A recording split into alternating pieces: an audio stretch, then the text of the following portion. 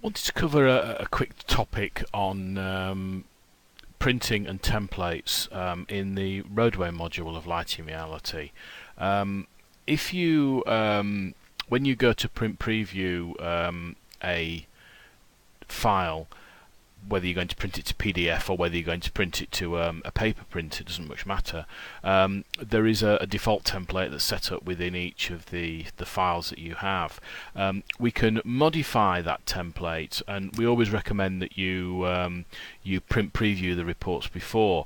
One of the areas that we often get problems with is just covering it whilst we're on this topic, is the default information that appears in Lighting Reality that is in the options, and this information here is often not edited by the users, and as a result we get phone calls from people saying, you've done a lighting design, can you alter it, and so on, and we have to explain to them that we actually prepare the software, we haven't actually done the lighting design. So if I could ask you to please take a look at that and this here, make any changes as necessary, select save, modify the logo as you see fit, and so on. But when we print preview this, we get the title page, we get a report page, a layout page, and energy calculations have been ticked here, so they've been included, and so on. Now, I often find that these aren't quite the way that I like to prepare the report, so we can go into report setup and we can modify this to include whatever it is that we want. So in this case we've done an luminance calculation, so I'm going to go with the EN Illum option.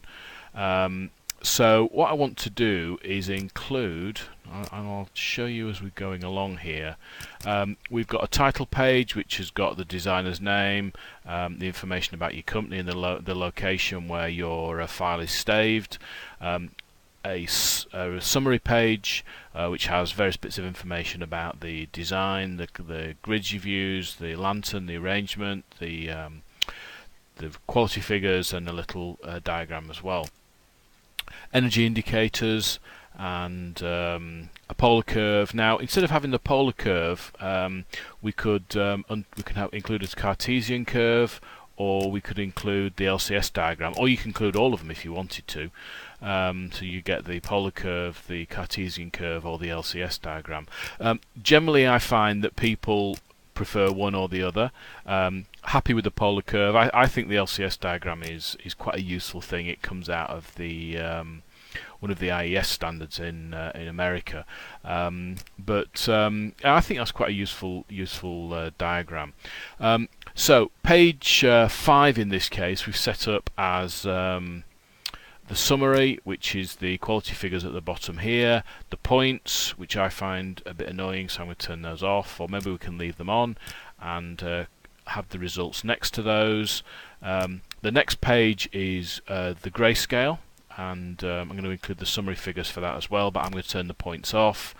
And then lastly, I'm going to include the quality figures at the bottom, turn the points off, but I'm going to include the contours. And perhaps the points, I'll turn that off there. So you can see that's how we've set that up, and we can go through and save that and then call that my Luminance layout, and so on. Select save, and then as you can see it's appeared in the top toolbar up here, it's also appeared over here, so we can just go to that and use that straight away next time we want to print. When we do luminance calculations, we want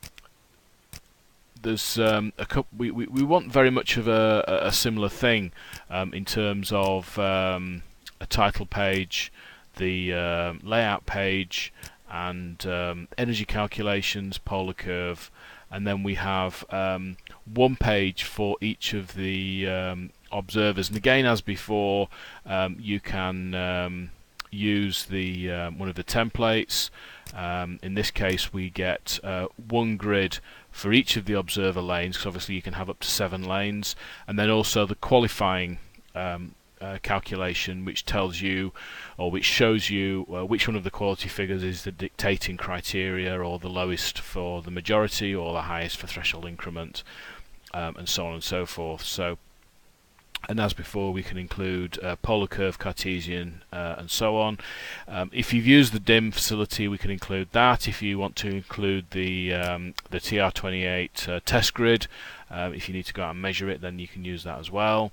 And lastly, if you've included things in the comparison table, then you can include that as well. So again, we can go through and edit that report. We can then select save. We have 2 or 3 default ones: EN short, EN long. We have ME class and ME class with veiling luminance, which is obviously something I've set up for some reason.